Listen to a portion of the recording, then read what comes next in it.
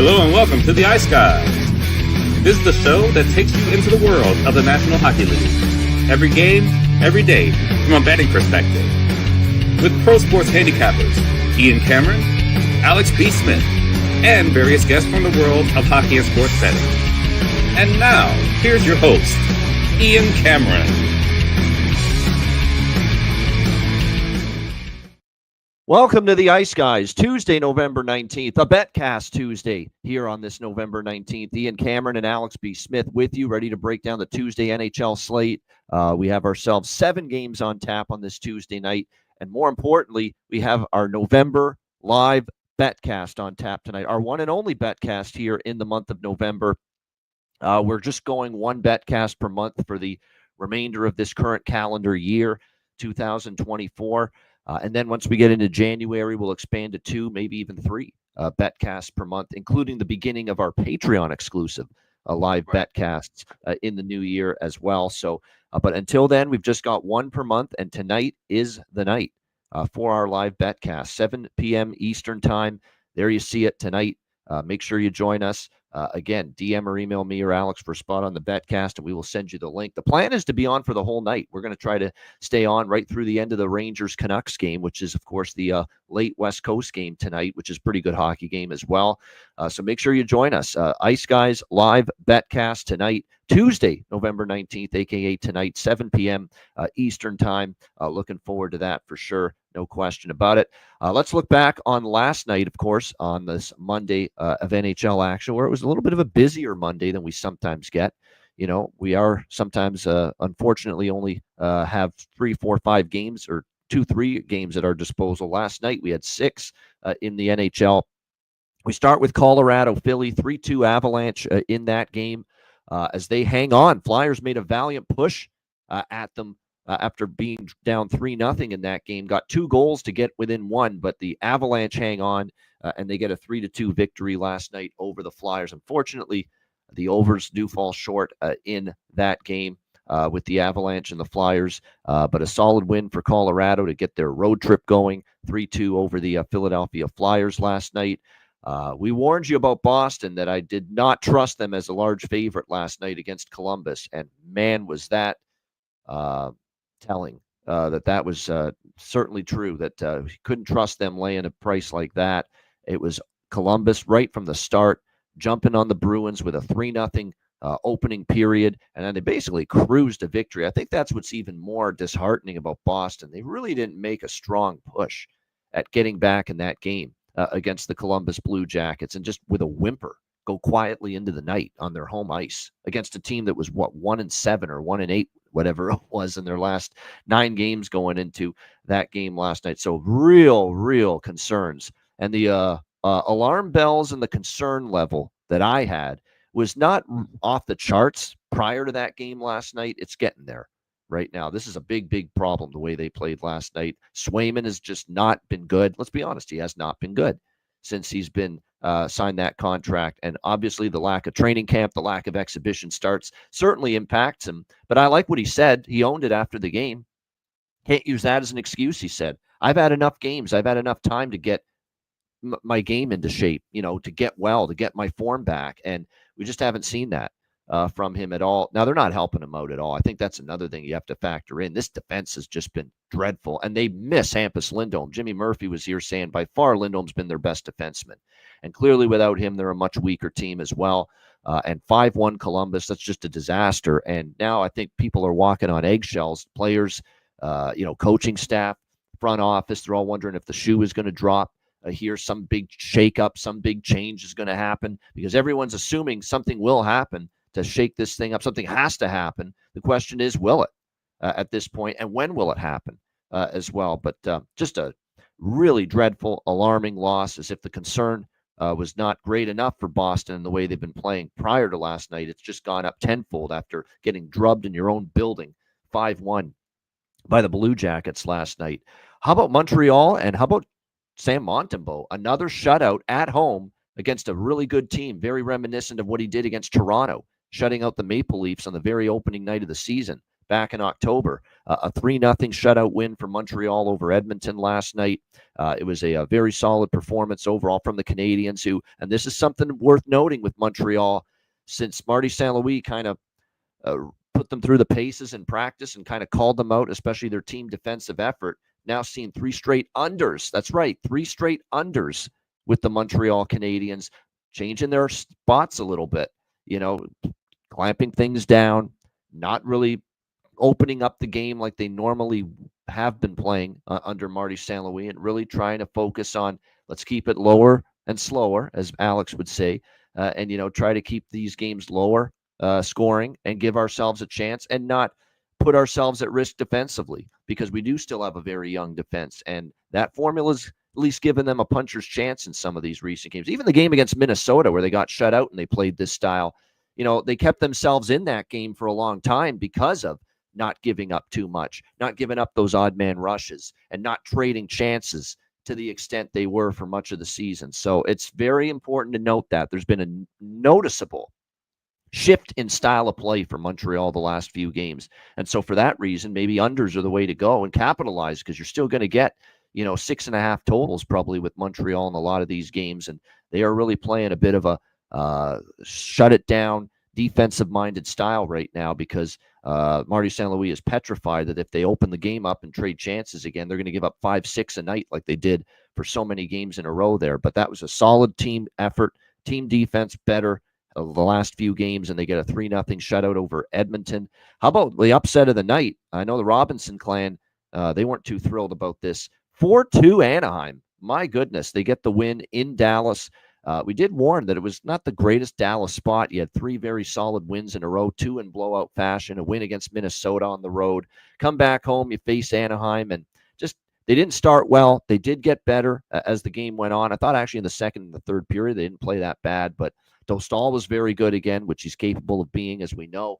And Anaheim just, 3-0 hole, even against a team like Anaheim, you can't dig that kind of a hole. And certainly that's the issue for the Stars. Brilliant goal by Matt Duchene, even in a losing cause in the third period, which really felt that at that time to make it 3-2, I felt good about our draw that Alex and I liked at plus 500, that, hey, 3-2, they're going to tie this. We're going to get our draw. But no, unfortunately, Anaheim answered just a couple minutes later with the Jackson Lacombe goal to make it 4-2. So that pretty much put it away, and the Ducks get the 4-2 victory there. Nothing to be concerned about. Like I was saying with Matt Robinson, who, by the way, will be on the Betcast tonight, can't panic over losses like this. They're bad.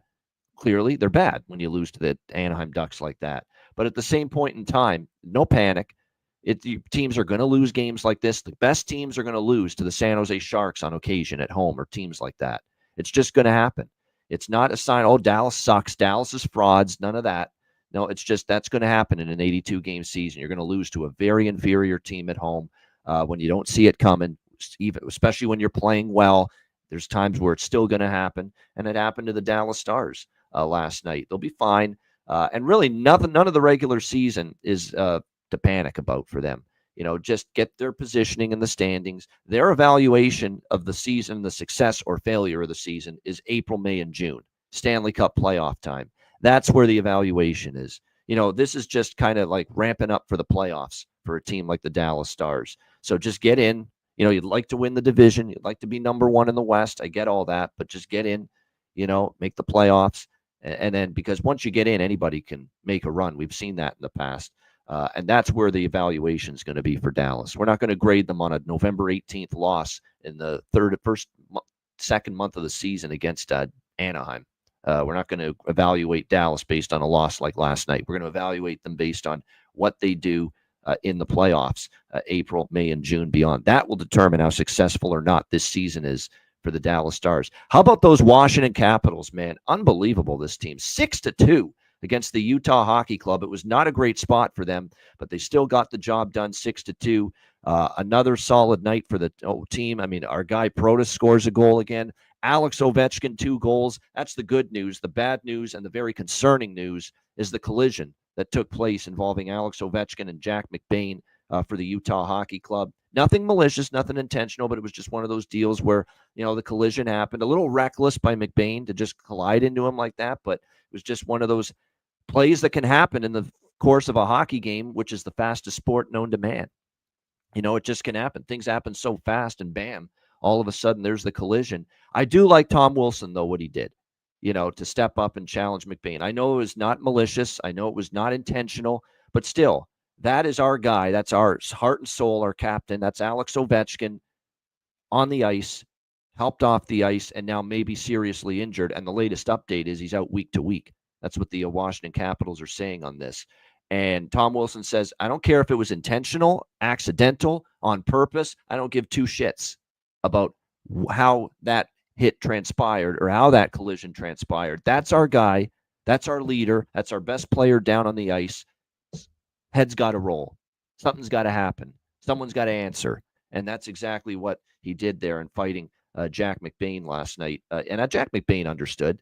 It reminded me of the Leaf Canadiens playoff series when the accidental play with Perry and Tavares, and they fought Perry right after that. It's just not so much that it was a dirty play; it was accidental. But that's Alex fucking Ovechkin, who is on fire right now, who's our leader, our captain. You got to pay the piper. You got to respond. You were not going to just accept that and not go after the perpetrator or the person that caused that or the person that was involved in that collision.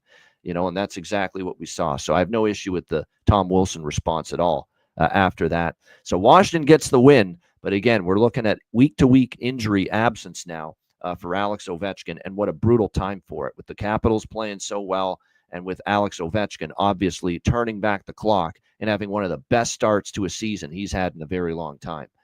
Just unfortunate. Yep.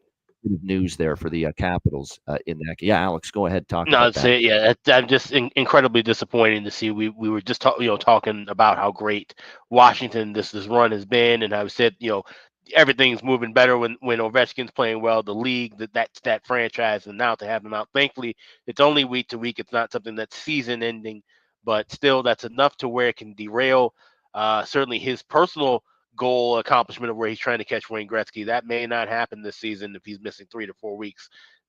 He'd have to be coming back at a hell of a pace to get to that route. But just as the team itself, they have the horses, like I said, the guys that can step up and deliver for a game or two. But how will they be able to sustain later on as he's out? And like I said, obviously, you want him back in the lineup as soon as possible. But they can't rush it, because if they're still in a good spot in the standings, say a month from now, a month and a half, when he is officially ready, then, no reason to push, because you still got a lot of hockey left on the schedule. Absolutely. No question. And like I said, we'll just hope it's more a couple of weeks and 2-3 weeks, not. And the scary thing about these week-to-week injuries, and we're seeing it right now with Austin Matthews with Toronto, it can turn into months. It really could. And we're seeing it already with him. Day-to-days turn into over almost a month now. Laurent Brossoit for Chicago. Where the hell is he? Where's he? I mean, and then we're not hearing anything as far as advancement in his status or anything. So that's what you are concerned about right now. And then Detroit, San Jose.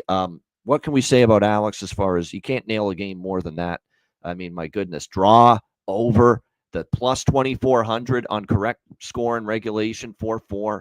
I mean, what an unbelievable game that was from a betting perspective and a profit standpoint for Alex there last night with that Red Wings Sharks game. And I had the team total over and the full game over, so I swept that game as well. It was just a great game for both of us. And it was a very entertaining game, back and forth. Terrible goal allowed by Cam Talbot, the old hole in the glove. Somehow the puck gets off his glove and in. Just a bad goal to give up.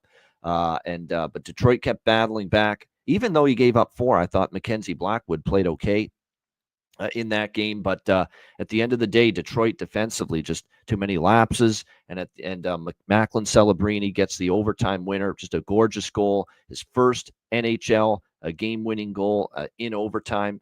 I was just envisioning that if I were somehow on play-by-play of that, I had it in my mind what I was going to say in that moment, that I would say, score! Macklin Celebrini can celebrate his first overtime goal in the National Hockey League. Yep, something like that. I'm surprised no one went to that well. You throw out the little can celebrate after that. But that was a great moment. Macklin Celebrini gets his first ever game-winning goal in overtime.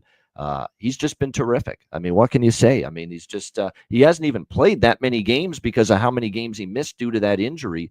and continues to play extremely well for the San Jose Sharks, and a big overtime winner to beat Detroit. And now the Red Wings, that's another, I know they get a point, so not all is lost, but it's a costly failed second point in that game for the Detroit Red Wings, and they can't afford it. Can't be dropping games to Anaheim and San Jose like they have on this road trip. And the concern level for this team, I don't know if it's with where Boston's concern level is right now, but boy, it's getting there right now with Detroit. Not the start they envisioned. Alex, anything more you want to add from last night?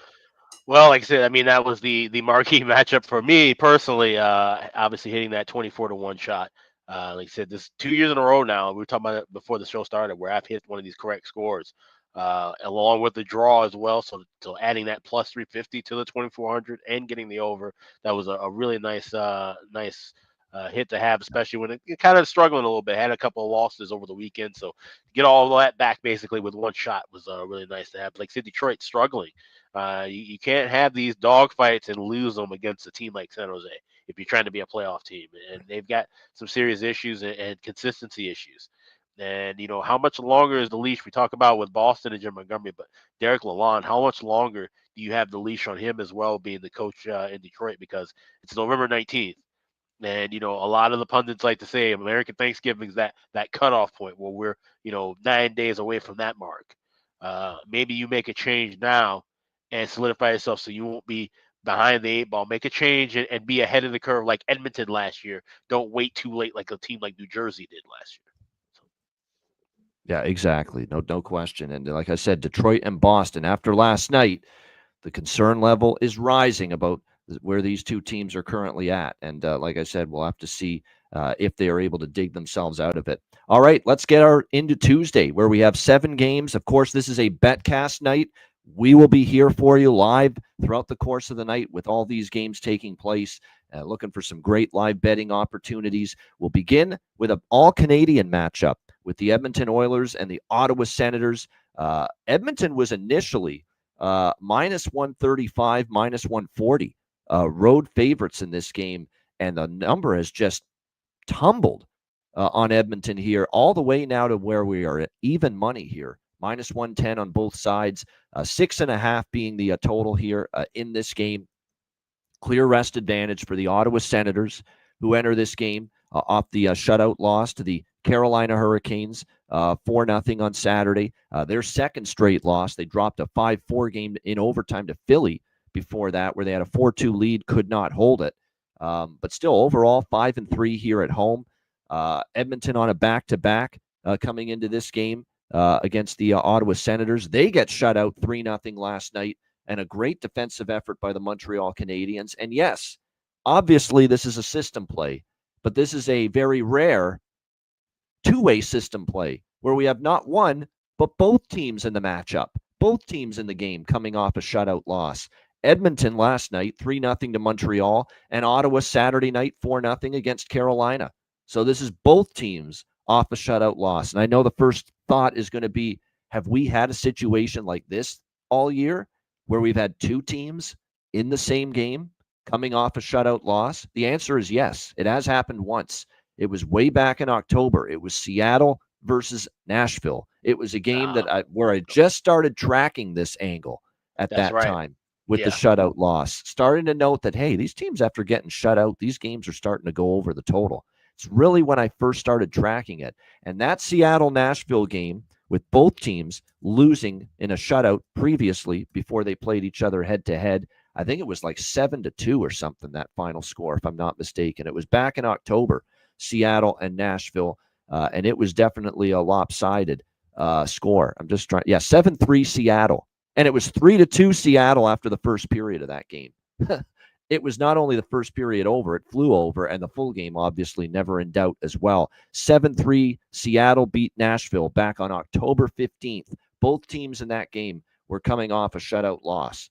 So obviously this is a slam dunk decision for first period over, for full game over. And with both teams off a shutout loss, I'm turning this into a trifecta. I'm going to go with the both teams to score in the first period here as well. Because we did see it in the only other time we saw a game where both teams were off a shutout loss in the same game going head-to-head, 3-2 Seattle after the first period against Nashville. 5 goals. So easily both teams to score. This might be one where you get even nuts and go both teams to score 2 goals, if you can find a place where you could bet that. But like I said, you got both teams off being blanked. Ottawa by Carolina, Edmonton by Montreal last night. Definitely the onus, like we've said with this angle time and time again, is going to be let's get the offense going. And if you look at the series history here, 3 of the last 4 have had at least 8 goals between these two teams. So we have seen recent higher scoring affairs between the Oilers and Sens. Last year in Ottawa, it was 5-3 Ottawa. Both teams scored in the first period. It was 1-1, and obviously the game flew over the total. So over trifecta, and give me Ottawa at even money here. I think at home, bounce back spot, rest advantage. Skinner has not been great the last few games. If you start to look at his recent numbers, not great. He's going to get the nod here tonight for the Edmonton Oilers in this game. And again, if you look at the numbers recently with Skinner, he's not played at his absolute best in recent games, especially on the road. He's given up 3 goals or more in all but 2 of his starts and 3.6 goals against average on the road and a barely above 850 save percentage on the road for Stu Skinner this year. Not exactly what you want to see. So going with the Sens here, money line, which I don't like as much. I definitely like the over trifecta more here in this game, Oilers and Senators. And like Darnell Nurse being out, something to monitor, Robert Williamson, because he goes out against Toronto with the Ryan Reeves hit. They lose that game. They didn't look too good without him last night. Montreal outplayed them. Montreal outshot them. Montreal dictating the play to the Edmonton Oilers last night. So the Darnell Nurse, everyone clowns on Darnell Nurse, like, oh, this guy's overrated. He's overpaid. Do you want him now on the ice? I would think so, because to me, they have not looked great in a game and a bit, the Edmonton Oilers, especially on the back end without Darnell Nurse. So that's something to watch moving forward. Alex, what do you think here? Oilers, Sens. Yeah, I lean with Sens, but I'm probably going to wait and play that in game tonight during the betcast. Same thing I'm going to be doing with first period and full game overs, but I will be betting some of it pregame. Like I said, $1.28 is available for that first period over at FanDuel. That's a cheap enough price where we can grab some of that now and certainly get a plus price in game. For the over 6.5, I just don't like that for that number. I'll get it down to 6 and lay 130 as opposed to 6.5 at even money. So just a little security for that. Also like both teams to score, so I will bet that pregame. That's plus 164 for that first period. Both teams to score here with Edmonton, Ottawa. Yeah, Edmonton, Ottawa. It's one of those deals. I see Matt Robinson in the chat. The suspension. Look, I think if it isn't Ryan Reeves, let's say it's some good offensive player on the first or second line. Does he get 5 games? I mean, is it a Ryan Reeves bias? Yeah, no, yeah, it is. Yeah, I think that should have. I don't even think it should have been a match penalty. Game misconduct in 5 minutes, yes, but match penalty, which automatically would indicate goes to the review board, goes for suspension. I thought that was a bit exaggerated myself. So. Yeah. Absolutely deserve 5 in a game, and to be thrown out of that game. No question. And then 100% agree. But it's one of those deals where it felt like a hit where it didn't deserve supplemental discipline. It's like you took care of it. You gave him 5 in a game. Let's move on with our lives. Fine him if you need to, and then move on. Yeah. Yeah. But definitely. Yeah, good call. There are a couple 6s out there with the total. Circa and Vegas. A couple offshore books have over 6 as well. If you find a 6, all right, so you see 6s, I'd say do the same thing with the first period over. Grab a little now, add a little later. 6, if you're seeing 6.5 at your book, wait and grab it in game at a cheaper price. Yeah, no question. By the way, the updated numbers with the system is, I believe, 24 and 13 now, 37 instances, 24 and 13 first period over, 21, 13 and 3 for the full game over. So that's where we're at right now. With the system play on the season. All right, Tampa Bay and Pittsburgh. Lightning minus 150 road favorites, 6.5 the total in this game. The price has climbed a little bit, obviously. I was able to get minus 145 with Tampa. I went money line. I mean, usually I go -1 or regulation when it's this price, but usually, again, I've said this for years, minus 150 is my cutoff. If it's above that, I'll go with -1 or regulation, but I did get minus 145 on Tampa. So I did lay the price here with Tampa Bay in this game. They're going to get Braden Point back. Now, I don't know how to feel about that. It's obviously great news, but we're starting to see more and more, way more in this league, and we'll get to this with a couple other situations. But when the star player comes back, they lose that first game. It's pretty crazy how often it happens. So it's like, yeah, I'm happy. We should love having Braden Point back if we're Tampa Bay tonight. But it's just absolutely insane how often the first game with one of your best players back and, you don't win. I mean, we saw it already with Colorado, of course, last week against Washington. They got Big Val Nichushkin and Jonathan Drouin back in the same game, and they lose to Washington. But here, the caveat to that is Washington's playing good hockey, having a good start to the year. Pittsburgh is not. So there is definitely a big difference there in that regard. I still do like Tampa Bay here. They're starting a road trip here in this game against the Penguins. And you look at it, I think they can also go over their team total. So it's a split bet for me with the money line and with Tampa team total, which you can get at even money around plus 100 in this game. So really cut and dried for me. Pittsburgh against any team that's better than them, I don't expect them to have success. Tampa Bay money line split with team total for me here. Alex, what do you think? Lightning, Penguins. Yeah, I'm torn because I want to go Tampa in regulation, but I just also have a gut feeling like this game could be one of those that ends up going past regulation. So I'm probably going to stay off of it. We got the betcast tonight. This will be a good one to watch on the early slate. So I'll just be attacking this one live.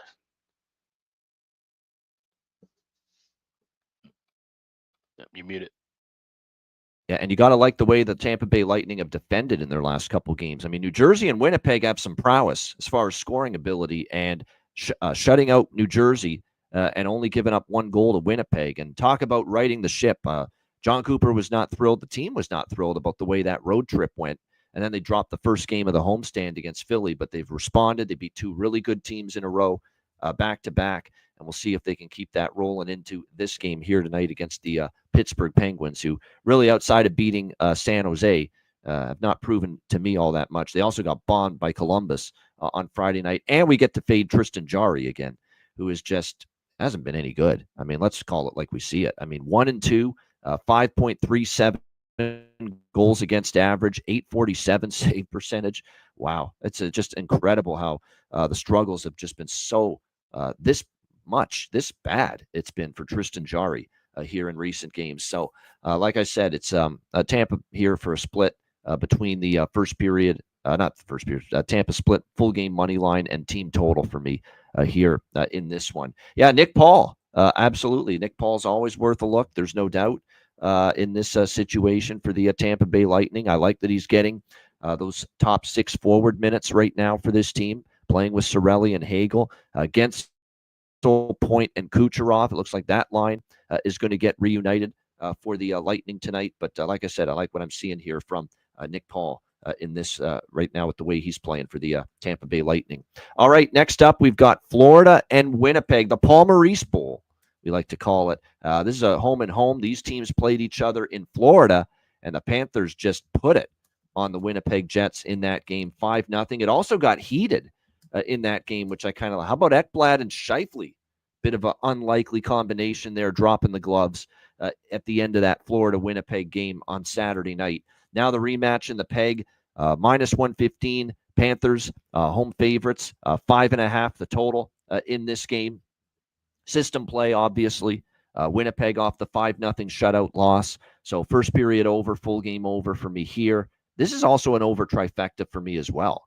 Because if you look at Florida versus Winnipeg, the games in Winnipeg, the last 3 games that have taken place here in the Peg between the Panthers and the Jets, I think all 3 of them have been not only full game over, but first period over, cashing as well.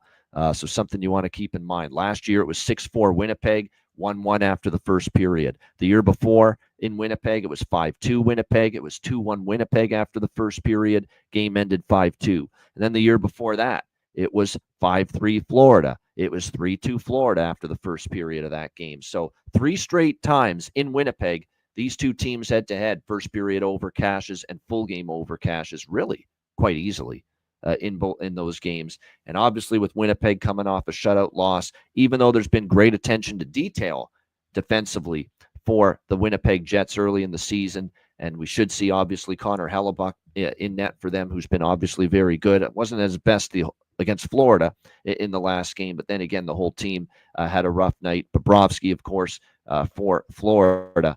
I just feel like this game, Winnipeg especially, going to want to start quick start fast here in this game, and we'll see if they're able to do it, especially when the fact that not only did they get shut out by Florida in the last game, which is why this is a system play, but also they only scored one against Tampa Bay the game before that. So they know they need to get their offense going with just one goal in the last 2 games combined. So, yeah, over trifecta for me.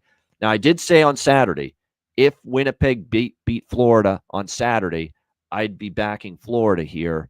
Of course, that didn't happen. Florida shut out Winnipeg 5-0. So that changes things. I am going to sprinkle on a little Jets first period puck line here, just small. The first period, I think they're going to come out strong after shutout Saturday. 1 goal in the loss to Tampa before that, but I don't trust Winnipeg for the full game. I do think Florida could fall down early, come back late. And they've been very good actually, Florida, on the road this year, 6-2. So don't put it past them to give up that first goal and then maybe come back later. You could see that. So Winnipeg, I'm going to take a small piece of the first period puck line, which is a heck of a price, obviously, because they're just a small home favorite in this game. So you're able to get the first period puck line. Very good price. Plus 186 is what we're looking at for that Winnipeg Jets first period puck line.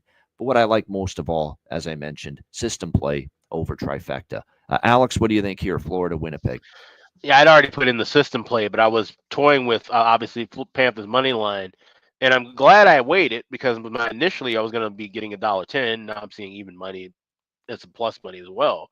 But I think I'm going to be taking your shot as well with that Winnipeg first period puck line, and then that will set us up with something live on Florida in game as well. So even if you do have a little bit of Florida in pocket now because plus money, I still would advise people to grab me Winnipeg first period and then set yourself up for something, because I do think Florida wins this game, but Florida doesn't necessarily have to come out guns blazing and most likely won't.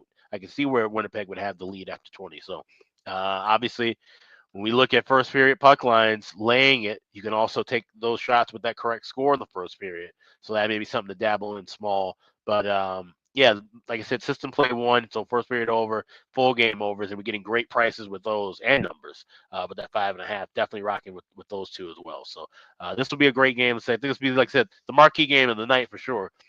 Yeah. But even from our backpack cast perspective, there could be a couple of things that we're looking to jump in on throughout this contest. So there's one to circle. This is the one good thing about 2 non-conference teams going head-to-head, back-to-back, same game, because we got a little animosity late in that game Saturday. Like I said, you don't expect Aaron Ekblad versus Mark Scheifele to be on your fight card in an NHL game, but that's exactly what we saw Saturday night, and that leads to maybe a little animosity carrying over tonight. So this is definitely a game. This is the game that if you're going to pick one game where I really want to tune in and watch this would be that game here tonight with the Panthers and the Jets. No question about that. All right, Minnesota and St. Louis. We've got the Minnesota Wild minus 165 road favorites, 5.5 being the total in this game. Big news for St. Louis here is Robert Thomas back in the lineup, returning from his lengthy absence due to injury. Couldn't come a moment too soon, really, for the Blues, who have dearly missed him, who've not played great, I would say, since he's been out. But they will get him back tonight, and he will return to his familiar spot in the lineup as well for Drew Bannister's team around on the top line, centering Kyrou and Buchnevich like it was earlier in the season when he got injured. We'll see how this one plays out. But here we go again. We talked about this a little bit with the return of Point, although, again, they're playing a lousy Pittsburgh team. This is different. St. Louis is playing a pretty good Minnesota team. And yes, Robert Thomas is back. And yes, he's going to help St. Louis. But how many times do we see it when the best player arguably on the team returns and you lose that first game? It's crazy. It's hard to explain why that it is. Not really hard. It's hard to explain why this happens, but it's easy to explain why this is. The star player comes back, everyone just relaxes a little bit, and everything's going to be all right. Just let Robert Thomas come back and save the day and get us going, and you don't really have that, and you disrupt the chemistry, at least for one game, sometimes when you bring even one of your best players back from a lengthy absence. So that is what would concern me here for St. Louis, and obviously what also would concern me is they're 1-5 in their last 6 games, and the only win was against a struggling, reeling Boston Bruins team, 3-2 over the weekend. So it's not like they've beaten anyone of quality, And Minnesota's quality right now, 11-3-3. They've actually been even better. And this hasn't always been the case, but they've been better on the road this year than they've been at XL Energy Center. 7-1-2 for the Minnesota Wild on the road. Only one regulation loss for the Minnesota Wild away from home this season. So they played very good hockey on the road. I think this is probably a Minnesota win, but I don't want to lay this price now. Minus 165 in this game. I might dabble with the draw, though, in this game. I think that's got potential. St. Louis has gone past regulation in 2 of their last 3 games, the Boston road game and the Buffalo road game. Minnesota went to overtime on the last game of their road trip, and the last road game they played in Chicago last weekend, 2-1. If you look at head-to-head, 2 of the last 3 meetings have gone beyond regulation as well between these 2 teams. So, like I said, I think this is definitely, of all the spots and all the games on the card tonight, as far as draw candidates, this one's right up there at the top for me. Minnesota, St. Louis draw. Alex, what do you think here? Wild Blues. Just want to say happy birthday to Wild superfan Terry Edelman. Yes, happy birthday, Terry. Yeah, he's probably going to be. Would be an understatement. Yeah, I think he's going to be nervous as hell tonight because I do like the draw here. I think this game goes not only in overtime but into a shootout. I don't know who wins this one, but I do think it goes past 60. So I grabbed that plus 350 with the draw here. No correct score here tonight. Taking it easy with that. It's not going to be something we throw around all the time, but just like in the draw at this spot, like you said, 2 of the last 3 meetings have gone past regulation. 2 of the last 3 games for St. Louis has gone past regulation, and the last road game for the Wild going into overtime. So plus 350. That's my only bet here. Anything else we add will be during the betcast. So, yes, happy birthday to Terry. And like I said, he loves his team. He loves them to a fault, though, sometimes. Like, you cannot not say one bad word about the Minnesota Wild, or he won't be happy with you. Let's put it that way. That's always something you get with Terry. So, when it comes to the total in this game, look, you're talking about 5.5. Usually, I always try to make a case for the over. And Robert Thomas, I think, maybe not tonight, but moving forward, he's going to make them a better offensive team, and maybe we then look for overs. But I don't want to really rush to bet Minnesota overs right now. They are really playing good defensive hockey. They have given up 2 goals or fewer now in 5 straight games. Entering this one, 3 straight games for Minnesota have gone under the total as well, and 4 of the last 5 meetings head-to-head with the Wild and the Blues have gone under the total as well. So no total for me in this game. The only thing I'm looking at here is the draw. And like I said, I was interested in Minnesota, but just not at this price here on the road. All right, next up, we've got Anaheim and Chicago. We've got the Chicago Blackhawks, minus 180, home favorites, 6.5 the total in this game. That's how bad this spot is for the Anaheim Ducks. Coming off the big win against Dallas, the massive upset 4-2 against the Stars last night, that we are being asked now to lay minus 180 with the Chicago Blackhawks right now. And I know it's not a great spot for Anaheim. I can't do it. I can't lay this price with Chicago right now. We've already talked about how they're not playing well, but right now for this Blackhawks team, that is definitely concerning as well. So when you look at, there's all kinds of issues at the moment for the Blackhawks. Can they overcome it? Is going to end up being the big question here at this point. Right now, there's just in terms of their current form that indicates that, we're comfortable, looking at this team in a minus 180 type of price range right now with the way they've been playing. So, like I said, I know Anaheim's in a little bit of a difficult situation here. The big win last night, back-to-back on the road. Chicago's coming off the road. It was only a 2-game trip against Vancouver and Seattle. But if you go back further, here we go again with, these situations where it seems like a team like Chicago has been traveling for forever, it seems like. Going back to October 26th, that's a little less than 1 month ago, Chicago had a 5-game road trip through Dallas, Colorado, San Jose, Los Angeles, and Anaheim. That took them to November 3rd. They came back home for 1 game against Detroit, November the 6th. They went back on the road on a back-to-back the next night at Dallas. Then they came back home for 1 game against Minnesota, November the 10th. And then they're back on the road, Chicago, for 2 on the West Coast against Seattle and Vancouver. And now here they are back at home again. So that is travel between games for each of Chicago's last 11 games consecutively. They've had to get on a plane and travel to their next game. That's 11 straight that has happened for Chicago. So it looks like Anaheim's in the brutal spot when you just look at this. Just that Anaheim played last night and beat Dallas. But you actually look back further at the last month of what the Blackhawks schedule has entailed, and it's been brutal. I mean, 11 straight games where they've had to travel and get on a plane. I mean, that's just, I can't believe that I can, because that's what the schedule makers have done often to a lot of teams in different situations and different times during the season. But that makes this spot look pretty rough for Chicago as well. So let me put it this way. I'm tempted by Anaheim here, even with the negative spot, plus 150. But I don't know if I'm going to get involved. They are still talking, though, all the right things, Chicago, that we got to start playing better at home. But when are you actually going to have your words turn into action, on the ice? That's what we're waiting for now. It's great to say you need to be better at home. They have acknowledged it. They know it. Now it's time to go out there and do it, and that's going to end up being the question. I think Damon might be on the right path here. First period, because you are getting Chicago off the road, off the 11 straight games where they've traveled to their next game.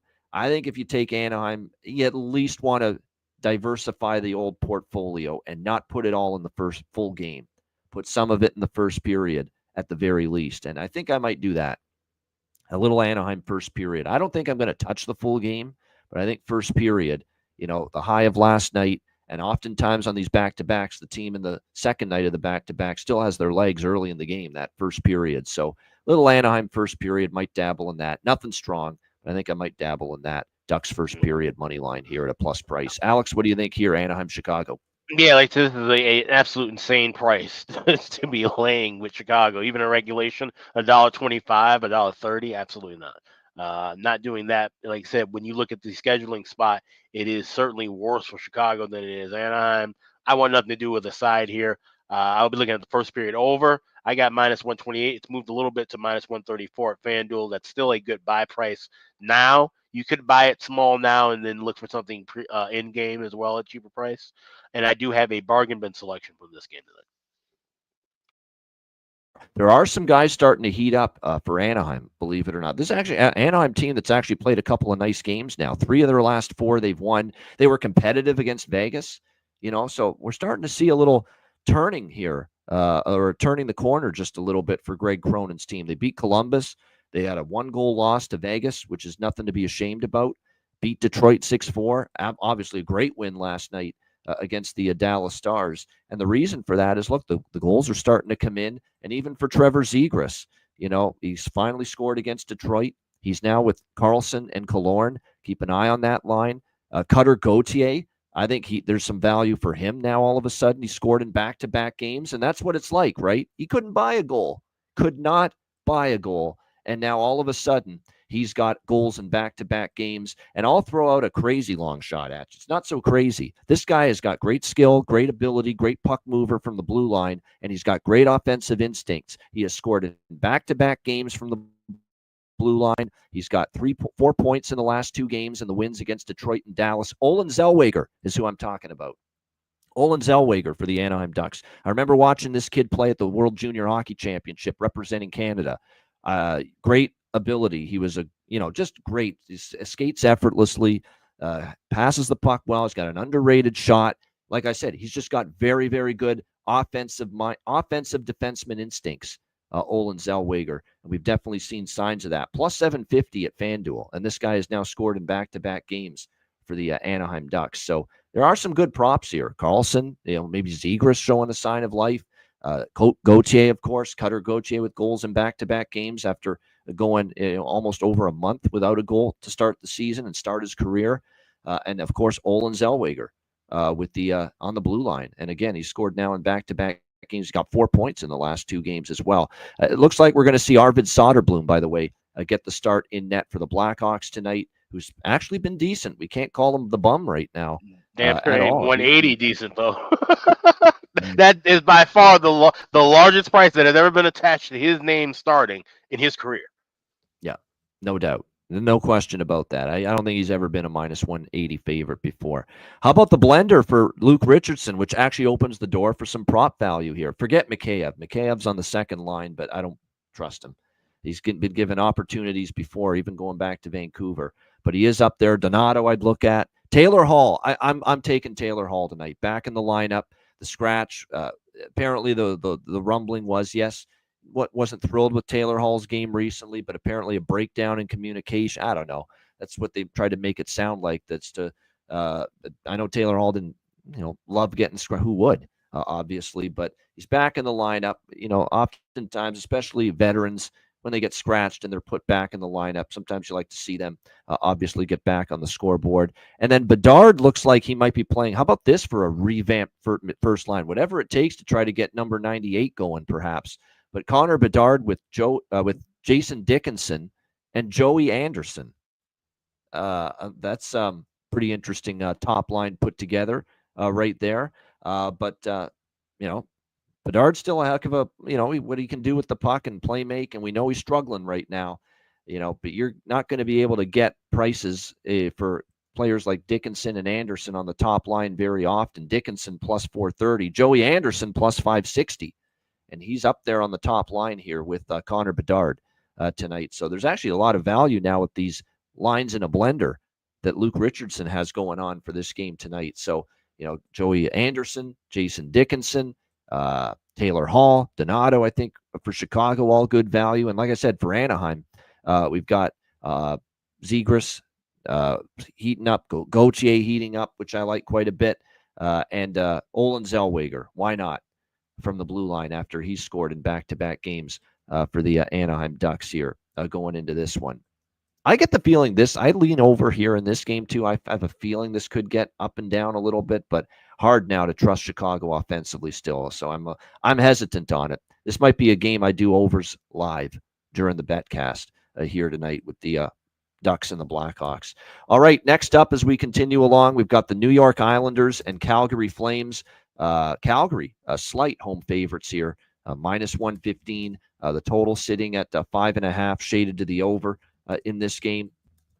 New York Islanders continue to be very depleted on the blue line. We have talked about this. Adam Pelech, Mike Riley missing on that Islanders blue line right now. That's unfortunate, but they do have Romanov back at least for this game tonight against the Flames. So that's good, but still a lot of youth back there with George and Chalowski. Having to step up with Riley and Pelech still on IR on that back end for the Islanders. And we have talked about as well that the Islanders, since these defensive injuries have struck them, how they have been giving up more goals in recent games. And we saw them lose to Seattle 3-2. They're just 1-3 in their last 4 games. But they have obviously given up a few more goals in some of these recent games, trending over the total as a result. Calgary, meanwhile, they have been pretty solid defensively. Again, they had that little rough patch there where I thought, wow, here's the blue line I expected, to give up goals, to struggle. But the last few games, 3-1 win against LA, 3-1 loss against Vancouver. They lost, but I don't think they played bad defensively in that game. And then they shut out Nashville in their last game by a score of 2-0. Bottom line is, even though the Islanders, you see this total 5.5, and I've been on a bunch of Islanders overs lately. Don't know if I want to go and get involved with an over right now with our guy, hungry like the Wolf, Dustin Wolf, playing like he has the last 2 home games against LA and Nashville, where he's given up a combined 1 goal in the last 2 starts for him in net here at the Saddle Dome.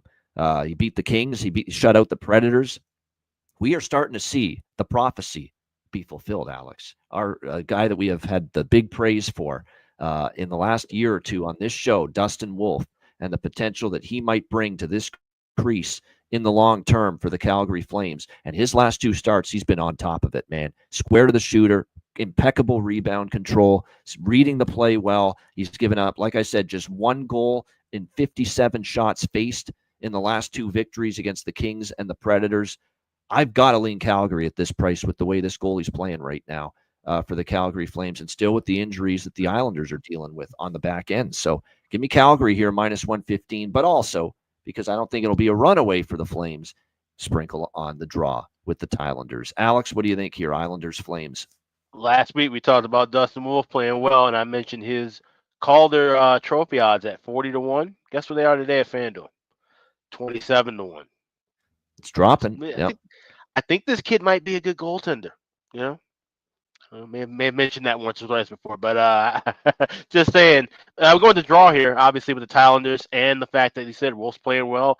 They're a team that knows they have to play low and slow hockey to get their victories, and that falls right into the mode of operation for the Islanders on when the nights when they're trying to win. There's other nights where they can't find any defense and they just get crushed. So I'm looking at the draw here. Anything else I'll be adding will be pregame as well. Of course, this is a betcast night, so if John Massey joins us, chances are that we'll see that Calgary collapse like always, right? Especially late in the evening. Yeah, no doubt. That'll be fun. John Massey, too. He's a late night owl on the betcast. I'm sure if he pops in during the betcast, it'll be later on during the betcast tonight when this game will be taking place. So, yeah, we got Flames money line and a sprinkle on the draw for this one here with the Islanders and Flames as well. And then as far as props go for this game, JG Pajot, I think he scored a couple games ago. He's still on the top line, so there's probably still some value there for him with the Islanders. On the Calgary side, it's been more so scoring by committee. It's been a different player every night for the Calgary Flames, but right now you've got Sharon Govich, Zary, and Huberdeau on their top line. Pospisil, Kadri, Kuzmenko, Coleman, Backlund, and Coronado on the third line. Matt Coronado's on a nice little run here in terms of points. He had a 3-game point streak. He actually had it snapped in the last game, but still like what I've been seeing from him. So like I said, Calgary's a tough team to bet props with because it could be someone different every night for them right now.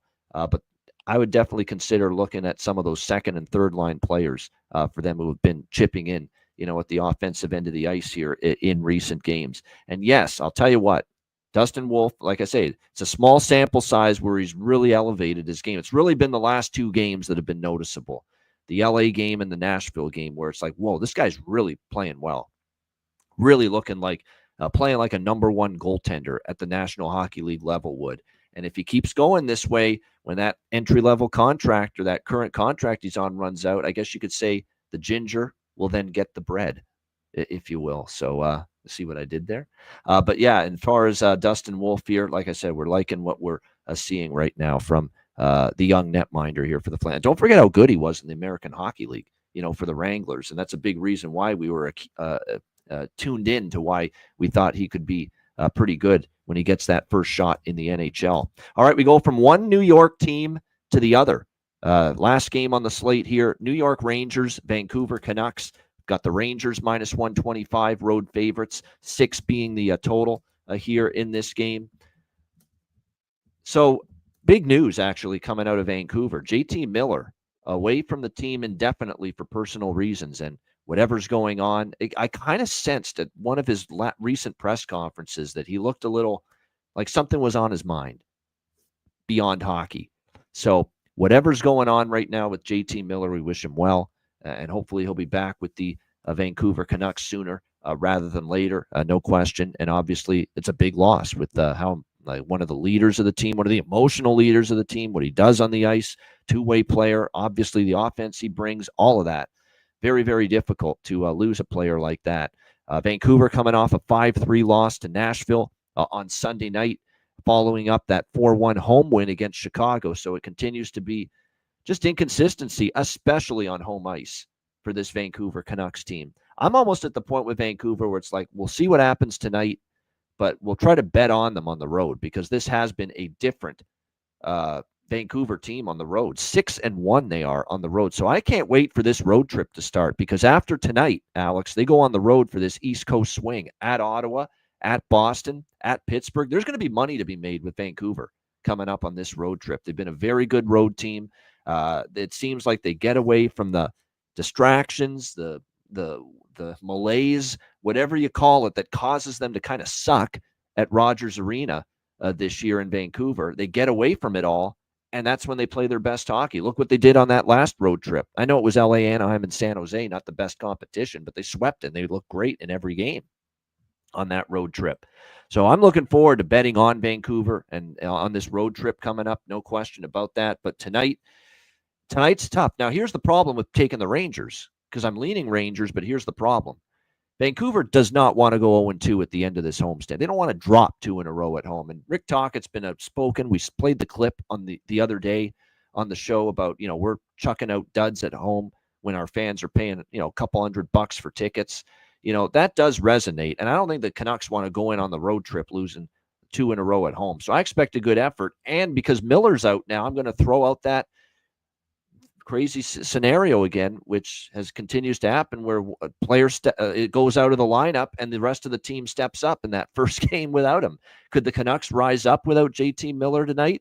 They could. So I ultimately I'm not going to get on the Rangers here unless I see them at plus money on the BetCast, and that's what the BetCast's for. Dionne Warwick style. That's what the BetCast's for good bets and good wins. Dun-dun. That's what it's for tonight, the BetCast.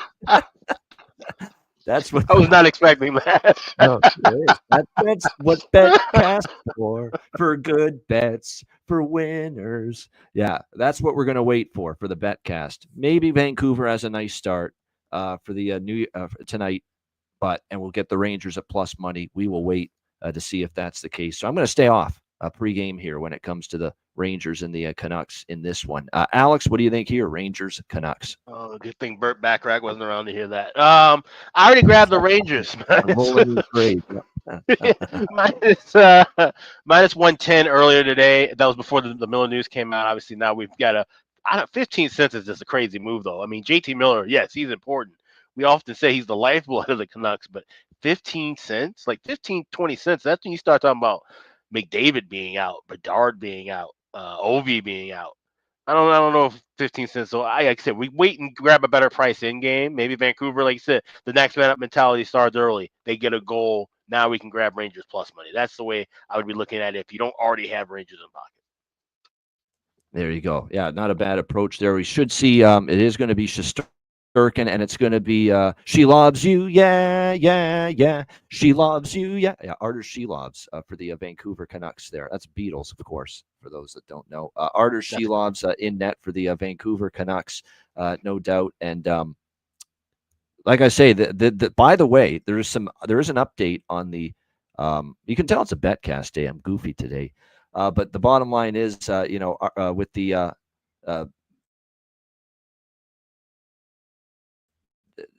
impending return of Thatcher Demko, I saw Darren Drager on TSN report that he is close, like as in days away from returning for the Vancouver Canucks. So that is big for them, obviously. And with all due respect to Lankinen, who I think has given them, Lankinen's given them a lot more than I think people thought. No question about that. He's been pretty solid here, getting the opportunities in goal for Vancouver.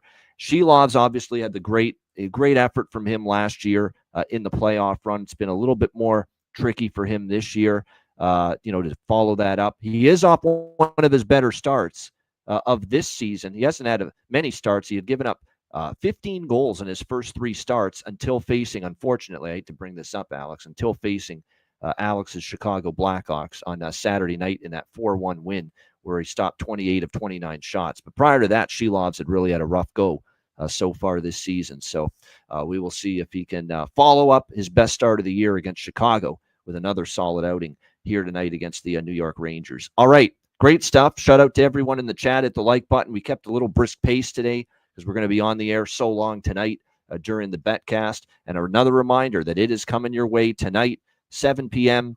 Eastern Time, Ice Guys Live BetCast. And again, we are going to go throughout the entire night. And if you want to join us on the live BetCast tonight, DM or email me or Alex for a spot on the BetCast, and we will send you the link before it begins. Live betting, commentary, throw back a few beers, as we always do, a few shots as well, for those so inclined. So again, take a look at the join us on the BetCast tonight for sure. Tonight, Tuesday, November 19th, 7 p.m. Eastern Time. We look forward to that for sure. 7 p.m. Eastern, the Ice Guys live BetCast tonight. And also sign up at patreon.com/Ice Guys, just $10 per month. Goalie charts, totals charts. And of course, we've got our daily betting card, sides, totals, player props posted every day on the Patreon page, and your $10 per month subscription helps support the show long term and keep it going. So make sure you sign up if you haven't already. It's been a great response from everyone becoming a member on the Patreon page, patreon.com/iceguys, just $10 per month. There we are. Also, check out the Ice Guys score, iceguys.myspreadshop.com. We've got everything in stock right now. Caps, mugs, T-shirts, hoodies, jackets. Got some really cool jackets, too. Those track jackets and that Letterman jacket. You've seen the Letterman jacket, right, on the website? Yes. That's awesome. I'm getting one of those. So definitely shop now. iceguys.myspreadshop.com. No doubt. Yeah, that is a great article there that you can get at the Ice Guys store. So make sure you check that out. And all the gear, all the merch at iceguys.myspreadshop.com. All right, we got Bargain Bin Special of the night and Best Bets coming up. And we also have a great announcement to make about the contest coming your way in partnership with Boston Hemp Inc. So we got Bargain Bin Special, Best Bets right after we hear from our great Ice Guys sponsors.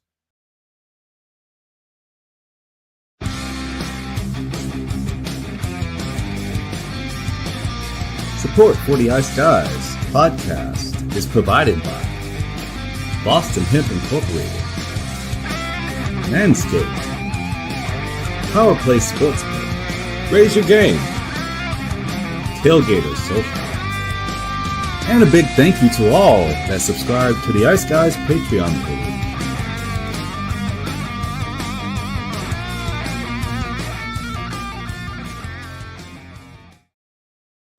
Everyone loves a perfect pair. Bacon and eggs. Thunder and lightning. Mario and Luigi. A hot dog with fries. Ian and Alex B. That's right. Everyone loves a perfect pair. So why not pair up your game nights with Boston Hemp? From exotic flower to concentrates and edible products. You'd be hard-pressed to find a better pairing than Boston Hemp and Hockey. Check them out today at bostonhempinc.com. That's bostonhempinc.com. Boston Hemp Incorporated, the official smoke sponsor of the Ice Guys. Void where prohibited by law. Not available outside of the United States. Must be 21 or over to obtain products. Check your local regulations to see if Boston Hemp is available in your area. All right, make sure you check it out. Boston Hemp Inc., our daily sponsors and sponsors of tonight's Betcast as well. BostonHempInc.com, 20% off using the promo code Ice Guys. And Alex, we've got a contest in partnership with Boston Hemp Inc. starting today. Yes, we do. We are announcing. We actually did announce it officially on our Twitter page at _Ice Guys a couple hours ago. The High Holiday Giveaway from Boston Hemp Inc. and the Ice Guys. So it's the holiday season. We got hockey in full swing. The Ice Guys have teamed up with our sponsors, Boston Hemp Inc., to give 6 Ice Guys fans prizes to take your holiday nights to another level. One person will win a grand prize, which has a box of various cannabis items, some of my favorite items from Boston Hemp. 5 others will win a $25 gift card to bostonhempinc.com. Make sure to watch us every day. And, of course, follow us on Twitter at the _Ice Guys. When you go there, it's pinned on the top of the page, the sign-up form that's available. Sign up, answer a few questions, and we will have the drawing live December 16th on that Ice Guys episode. That's a Monday morning episode. So definitely you want to join us once you sign up, because that's when we will announce the 6 winners of the contest. There you go. Make sure you get involved in that. All the information, by the way, it's on the Ice Guys Twitter X account. I've reposted those posts as well about it, so make sure you check and the Linktree page as well. If you follow our Linktree link, the tree.ee page / the Ice Guys, we will have that link that'll be available in that kind of tree page as well. There you go. I am rigging it and winning it, says Matt Robinson. There you go. Joking, of course. Yeah. Yes. Yeah. I don't know if it's riggable, quite honestly. But anyway, make sure you check that out. The link to the contest there and on the Linktree page for the Ice Guys as well. All right, we got Bargain Bin Special of the night for this Tuesday. Alex, where are you headed for the Bargain Bin Special? We're going with the Trooper, Jason Dickinson, again tonight, moving up to the top line for the Hawks as they're taking on Anaheim.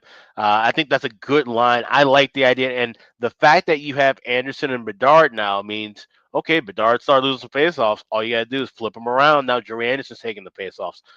So I like that move. I hope that maybe comes to fruition with some goals, and I think that could be a beneficiary of none other than Jason Dickinson. Plus 430 available at Caesars at the highest price. Go the Trooper as a bargain special with this BetCast Tuesday. The old Trooper, Jason Dickinson, getting that top line spotlight tonight as well for Chicago. So Jason Dickinson, Chicago Blackhawks, the bargain bin special of the night for Alex B. Smith.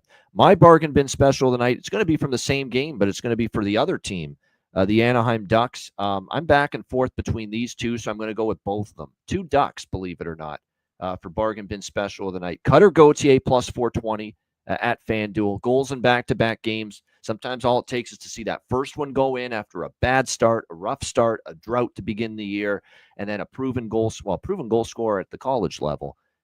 Can he do it now at the NHL level? But he's now scored in back-to-back games for the Ducks. Plus 420. Maybe he's heating up, so I like that price. And the other one is Olin Zellweger from the blue line, plus 750. Cannot turn that price down for someone that has scored in back-to-back games. So 2 bargain bin specials, both from the Anaheim Ducks. Quack, quack, quack, quack, quack, quack. We've got, obviously, Cutter Gauthier plus 420 and Olin Zellweger plus 750 for the bargain bin special of the night. All right, we've got best bets. Alex, what do you like here for best bet? Yeah, let's see. Choose from, because there's a lot of things that I like that have looks that are involved in the BetCast tonight. But as far as pregame looks go, we will roll with that first period over on the west side. We'll go Anaheim, Chicago. Like I said, it's up to 134 now. I got 128. That's still negligible price. You can grab something in now and add a little bit more in game. But of the things that I have pregame, that's something I like the most. Like I said, Hawks changing lines around. That should be able to open up the offense a bit more. But Anaheim, they're feisty. They'll find a way to get a goal. That's why I like the first period over. 1.5 minus 134. That's my Tuesday best bet. There you go. A little Ducks Hawks. We got all kinds of birds in action there. We've got the Anaheim, Chicago over 1.5 first period for Alex B. Smith with his best bet. Good stuff there. And my best bet, there is a 6 available. So we're going to go full game over 6 minus 120 with Edmonton, Ottawa. 2 teams off a shutout loss. The one time we saw it this year, it was a 7-3 final score. It just flew over the total with Seattle and Nashville both coming off a shutout loss, facing each other. That was back in October. I think we're going to see a higher scoring affair and 2 teams that will be focusing on getting things ramped up offensively after shutout losses in their previous games. So Edmonton, Ottawa over 6 minus 120 for my best bet here for this Tuesday NHL card. And yes, shout out to everyone in the chat. BetCast tonight, 7 p.m. Eastern. And yes, Melissa, we hope you make an appearance. Absolutely. Let's all pray that Melissa's daughter, go to sleep, please, so we can have mom here on the BetCast tonight. We'd appreciate that very much. And everyone else, Aaron might show up because he's been on. Matt's going to be there, of course. Landon has already requested the link, so we'll see it. Landon, one of our favorites on the BetCast. I'm sure Goose might make an appearance, even if the Leafs aren't playing here tonight. A late Ranger game, we might see John Massey. Probably, exactly. I'm sure of it. Although at times he's not been comfortable being on when the Rangers are playing, but I have that feeling he might. I have a feeling he still might tonight, so we'll see about that. But again, the BetCast tonight, 7 p.m. Eastern. It's our only November BetCast. We're only doing 1 per month until we get into the new year, and then we'll expand to 2, maybe even 3 BetCasts per month once we get into January and beyond. But again, our only November BetCast tonight, 7 p.m. Eastern. DM or email either one of us for a spot on the BetCast, and we will make sure we send you the link before it begins. Definitely looking forward to it. And by the looks of this card, there's going to be some good live betting opportunities, certainly, in a lot of these games. So we're not only looking forward to having the camaraderie with our viewers and listeners and having a few drinks, but also making some money and trying to profit from some live opportunities, no question. So looking forward to it tonight. A reminder, the Ice Guys is live 7 days a week, Tuesday to Friday, 2 p.m. Eastern, Saturday and Sunday and Monday, noon Eastern. If you can't watch the show live, download the Ice Guys podcast in audio form on all major podcast platforms, Google Podcasts, Apple Podcasts, Spotify, Stitcher, iHeartRadio, Amazon Music, and more. Download the Ice Guys podcast when you can't watch the show live. For Alex B. Smith, I'm Ian Cameron. Have a great Tuesday. We'll see you at 7 p.m. Eastern. tonight for the Betcast right here, courtesy of the Ice Guys.